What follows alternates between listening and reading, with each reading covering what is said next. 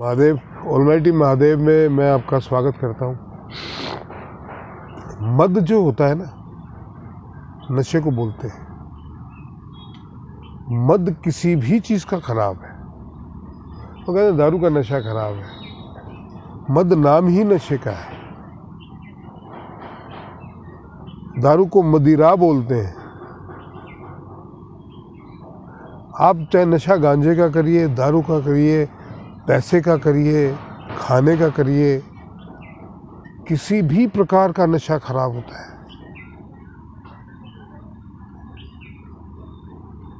कोई खा लो, खाना खाने का नशा आपकी सेहत बिगाड़ देगा। आपको ताकत का नशा, पद का नशा, प्रतिष्ठा का नशा, ज्ञान का नशा है तो मद ही ना, है तो नशा ही ना। मैं कितना बड़ा ज्ञानी हूँ, या मैं यहाँ का राजा हूँ, मैं कितना बड़ा बलशाली हूँ, नशा ही है। और नशे में इंसान सिवाय नुकसान के कुछ भी नहीं करता। जीव, चाहे कोई भी जीव हो,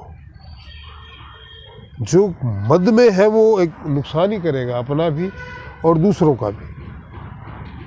आप देखिए, एक हाथी है जिस कई बार आपने सुना होगा, हाथी जो है वो क्रोध में आया और उसने पूरे गांव में तोड़फोड़ मचा दी, पूरे जंगल को तोड़ दिया। होता है ना ऐसा। उसको क्या बोलते हैं? मद मस्त हाथी। पुराने ज़माने में हाथियों को भांग पिलाई जाती थी या शराब पिलाई जाती थी। युद्ध लड़ने से पहले तो पूरी आधी सेना को कुचल देते थे। मदमस्त होके लड़ते थे हाथी भी। मद में मस्त क्या करता है वो? जंगल को तोड़ देता है। अच्छा, ऐसा है, उसको जंगल को तोड़ने में ऐसा नहीं है कि उसको चोट नहीं लगती। शहर को तोड़ देता है, गांव को तोड़ देता है, कुचल देता है, लोगों को मार देता है। तो क्या आपको ये अच्छा काम करता हुआ नजर आता है? अच्छा काम लगता है कि कोई पूरे गांव को उजाड़ दे, जंगल को तोड़ दे? ये काम अच्छा है? आपकी नज़रों में भी आप बोलोगे नहीं नहीं, ये काम नुकसान तो करा, गलत ही है। फिर उसका नतीजा क्या होता है? गांव वाले इकट्ठे होके कभी पटाखे बजाते हैं, कभी लाठियों से, और उसको भगाने का प्रयास करते हैं। नहीं भागता है तो मारने का प्रयास करते हैं, और कई बार मार गिराया जाता है। रावण का अंत होता ही नहीं, उसकी नाभि में अमृत कुंड था, पर वो मद में मस्त था कि मेरे से ज्यादा त्रिलोकी में ज्ञानी कौन और शूरवीर कौन। हिरण्यकश्यप को तो जो वरदान था वो तो अमर ही था, पर उसे इस बात का घमंड था कि मुझे कोई मार नहीं सकता। इसीलिए नरसिंह अवतार हुए, इसीलिए भगवान राम ने अवतार लिया। वैसे ही हम जीवन में आजकल मैं देखता हूँ कि कोई ज्ञानी हो ना हो, थोड़ा सा कुछ उसको पता चल जाता है या कोई अध्ययन कर लेता है तो वो अपने आप को बड़ा ज्ञानी समझने लगता है। उस मद में ही मस्त हो जाता है वो, और जो मद में मस्त होता है वो सिर्फ नुकसान के अलावा कुछ भी नहीं करता। चाहे वो आचार्य हो, चाहे वो साइंटिस्ट हो, उसे घमंड हो, चाहे प्रधानमंत्री हो। अभी अभी आपने देखा होगा, अतीक अहमद की हत्या हो गई। उस मद में मस्त था कि मैं जेल में बैठ के भी मैं लोगों को मरवा सकता हूँ।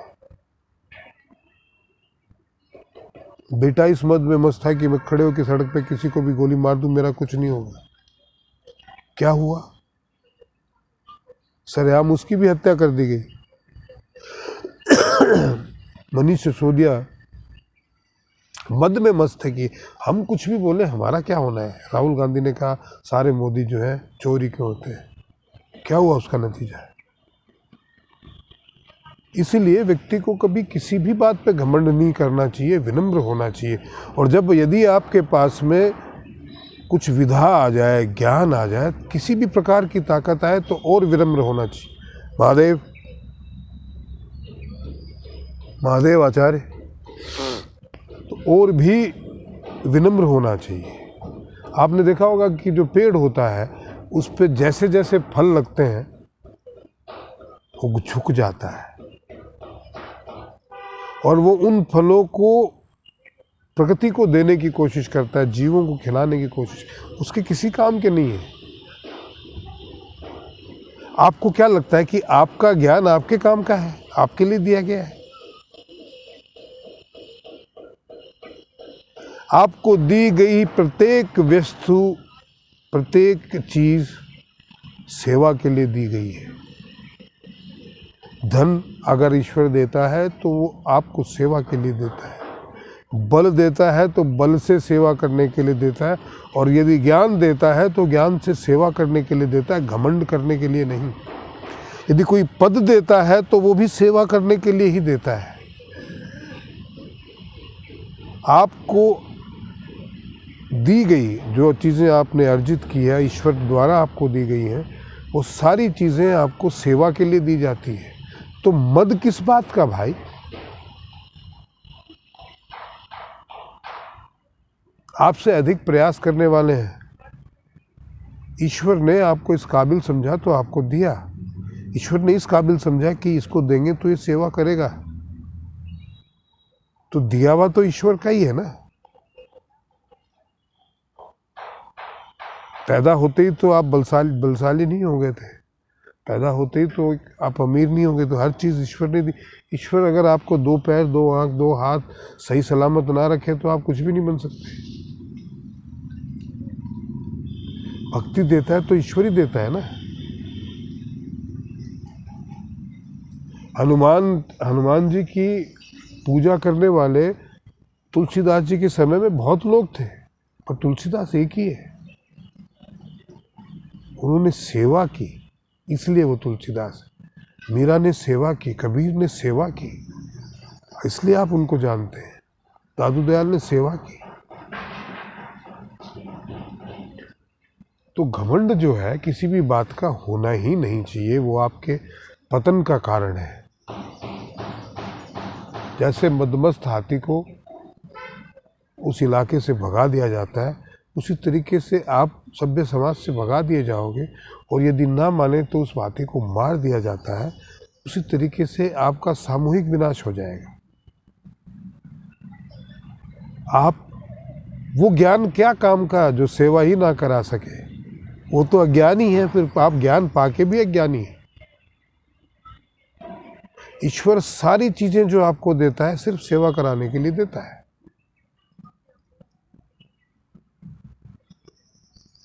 मैं पागलों की तरह क्यों ये वीडियो बनाता रहता हूँ कि जो भी मुझे अनुभव उसने कराया, अनुभवित करवाया है, मैं सबसे बांटूँ।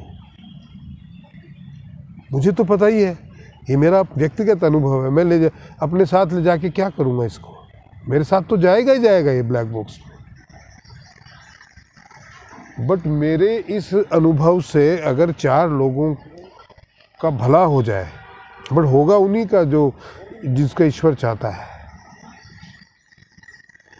ये मेरे द्वारा अनुभव साझा करवाया जा रहा है, जिससे उसको पता है कि ये कौन ये वीडियो सुनेगा, उससे उसको क्या प्रेरणा मिलेगी और वो क्या करेगा।